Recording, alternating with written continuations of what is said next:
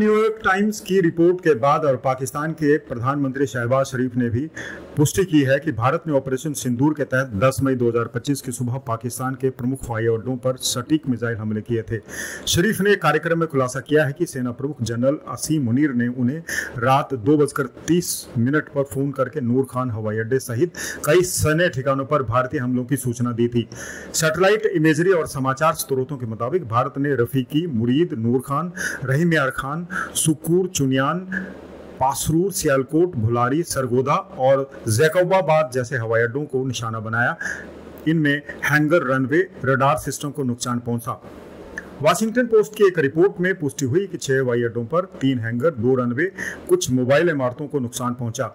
भुलारी हवाई अड्डे पर 6 वायुसेना कर्मियों की मौत की पुष्टि सिंध प्रांत के मुख्यमंत्री ने की, जिससे भारत का दावा मजबूत हुआ है कि उसने नागरिकों को नहीं बल्कि सैन्य ठिकानों को निशाना बनाया।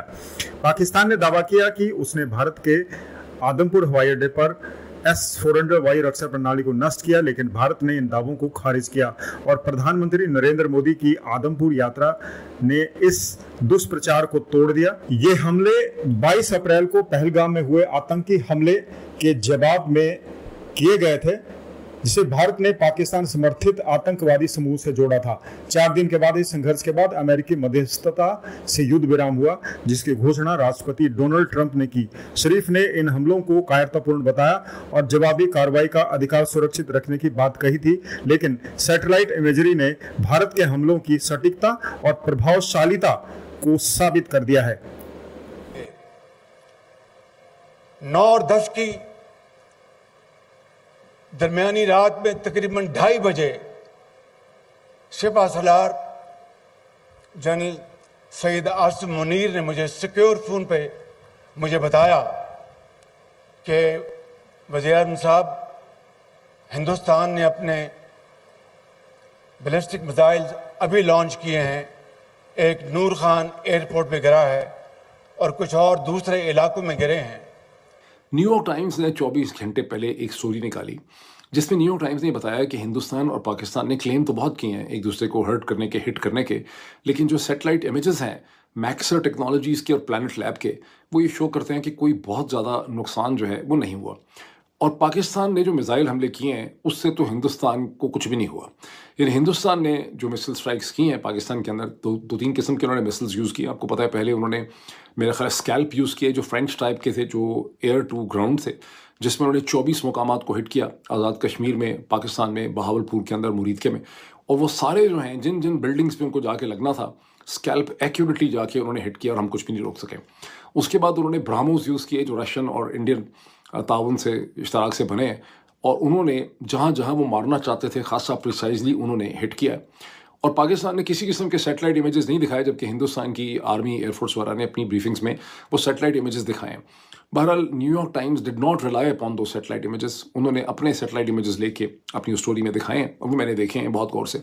और सैटेलाइट इमेज दिखाते हैं कि बुल्हारी जो है, जहाँ F-16 होते हैं, जो कराची से कहते हैं कि 100 किलोमीटर 100 मील दूर है, वहाँ पर उन्होंने जिस हैंगर को निशाना बनाया, उन्होंने पहले का इमेज दिखाया हमले से पहले का और हमले के बाद का, और वो हैंगर का एक हिस्सा जो है बिल्कुल तबाह हो गया है। इसी तरह से उन्होंने नूर खान एयरबेस के ऊपर जो हमले हुए हैं वहाँ पे भी दिखाया उन्होंने कि बिल्डिंग कैसे डैमेज हुई है। फिर उन्होंने जो रहीम यार खान में हमला है वो भी दिखाया। तो जहाँ जहाँ उन्होंने 3 या 4 इमेजेस उन्होंने दिखाए हैं जहाँ रनवेज जो हैं वो इंटरप्ट हो गई हैं, जबकि पाकिस्तान साइड से ना तो कोई दिखाए गए हैं सैटेलाइट इमेजेस। और फिर उन्होंने उधमपुर के एयरपोर्ट पर जहाँ पाकिस्तान ने कहा कि हमने सब कुछ डिस्ट्रॉय कर दिया है, सारे नाकारा बना दिए हैं, ये हमारी स्टेटमेंट थी, मैं भी दोहराता रहा हूँ पाकिस्तान के पीछे पीछे, वो उन्होंने दिखाया कि उधम एयरपोर्ट के पहले के इमेज और बाद के इमेज हैं 12-13 मई के, और उधम एयरपोर्ट को किसी किस्म का कोई नुकसान उसके रनवे को नहीं पहुंचा। अब इसका क्या मतलब है? इसका मतलब है कि पाकिस्तान ने जो मिसाइल मारे हैं उनका इम्पैक्ट नहीं हुआ, वो एक्यूरेट भी नहीं होंगे, और ये कंप्लेन पहले भी थी कि मिसाइल हमारे एक्यूरेट नहीं है, तो उससे कोई ख़ास नुकसान नहीं हुआ। अब ये वो बेसिकली सच है जिसको बोलने पर यहाँ पर हमारे यहाँ पर साइबर क्राइम के इल्ज़ाम जो है लग जाते हैं। इसकी बॉटम लाइन क्या है सारे एनालिसिस?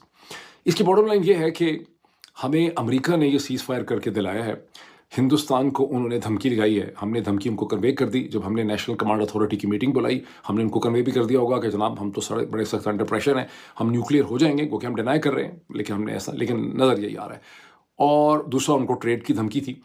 और यही वजह है कि हिंदुस्तान के अंदर बहुत ज़्यादा तन बदन में गुस्सा पाया जाता है। उनको लगता ये है, और वो नरेंद्र मोदी पे गुस्सा निकल रहा है और ट्रंप के खिलाफ भी बहुत ज़्यादा गुस्सा निकल रहा है। ट्रंप की बड़ी गाली गलौच हो रही है हिंदुस्तान, बिकॉज उनको लगता ये है कि अगर हमें ना रोका जाता, 2 दिन 3 दिन हम और इसी किस्म की स्ट्राइक्स जारी रखते, तो हम पाकिस्तान का दिमाग जो है सीधा कर देते पाकिस्तान की मिलिट्री का। दिस इज़ व्हाट, अगर आप पढ़ें हिंदुस्तान के अखबार, आई डोंट नो पाकिस्तान के अंदर हिंदुस्तान के अखबार पढ़ने मुमकिन है, उनके ट्वीट तो आप देख सकते होंगे, तो आपको उनके ठीक ठाक आइडिया जो है उनका मिलता है। फॉर ब्रह्मा चलानी उनके एक स्ट्रेटिजिक एनालिस्ट हैं, एक थिंक टैंकर है, जिनका आइडिया यह है कि या तो नरेंद्र मोदी को ये जंग नहीं करनी चाहिए थी और चीज़ों से डील करना चाहिए था, और अगर जंग की थी तो फिर इसको अपनी लॉजिक पे, अपनी टाइमिंग पे इसको ख़त्म करना चाहिए था।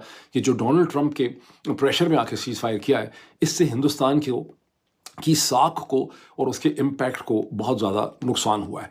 और अगर ये 48 घंटे में खुद भी इसको मैं देख रहा हूँ कि अगर ये जिस किस्म की एक्यूरेट स्ट्राइक्स उन्होंने की हैं हमारे एयर स्ट्रिप्स पे, अगर 48 घंटे तक और वो ये स्ट्राइक्स हर 6-6, 8-8 घंटे के बाद करते रहते, तो बहुत कम हमारे पास ऐसे रनवेज रह जाते। और फिर ठीक है कि रनवेज को आप जल्दी रिपेयर भी कर लेते हैं, लेकिन हमारे लिए ठीक ठाक क्राइसिस खड़ा हो जाना था।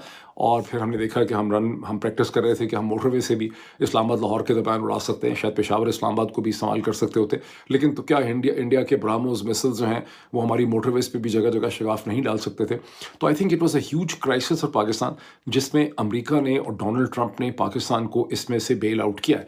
और इसमें से ये गलत मतलब अब नहीं निकालना चाहिए, और मेरा ख्याल है निकाल भी नहीं रहे होंगे। पब्लिक को बेवकूफ़ बनाने के लिए, फुद्दू बनाने के लिए और किस्म की कहानियाँ होती हैं, अंदर आपको हकीकत पता होती है कि आप बार बार अमेरिका को भी यूज़ नहीं कर सकेंगे और ना ही आप बार बार न्यूक्लियर कार्ड जो है वो प्ले कर सकेंगे। इसका मतलब ये है, कि बहुत देर तक हिंदुस्तान के अंदर कोई हमारे रिलेटेड जो है गंद नहीं होगा, कोई बड़ी चीज़ नहीं होगी। हाँ, अब वो खुद पैदा कर लें, अगर वो खुद को ही कल कोई चीज़ पैदा कर लें हमें ठोकने के लिए या सजा सुनाने के लिए, वो एक अलग चीज़ है।